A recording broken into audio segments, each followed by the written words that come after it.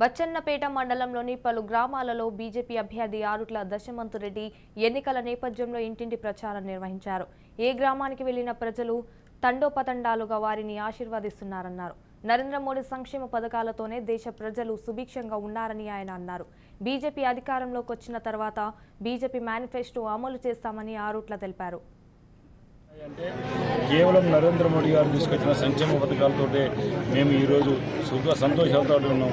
ఈరోజు అడుగడుగున అమలు కానీ హామీలు ఇస్తూ ప్రజలను మోసం చేస్తూ పబ్బం గడుపుతున్నటువంటి కేసీఆర్ నిజ స్వరూపం మాకు బయటపడ్డది. మసిగూసి మాయకాడు చేసి మమ్మల్ని మోసం చేసింది. కాబట్టి ఈసారి తగిన రీతిలో గుణపాఠం చెప్తామని ఆడపడుచులు, ముఖ్యంగా యువకులు, విద్యార్థులు, ఇక్కడ ఉన్నటువంటి రైతులు కూడా ఈరోజు రైతులకు 3,100 రూపాయలు వరి ధాన్యానికి మినిమం సపోర్ట్ ప్రైజ్ ఇచ్చిందంటే ఒక్కొక్క రైతుకు నేరుగా 25,000 రూపాయల లబ్ధి పొందుతారు. కాబట్టి ప్రజలందరూ ఈరోజు భారతీయ జనతా పార్టీ వైపు చూస్తున్నారు.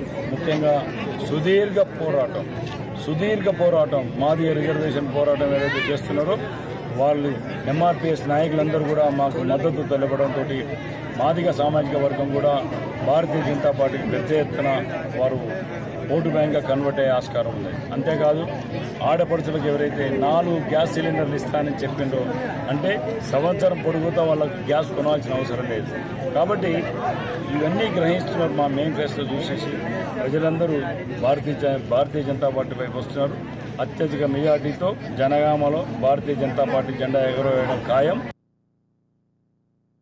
గ్రామాల్లో ప్రజలు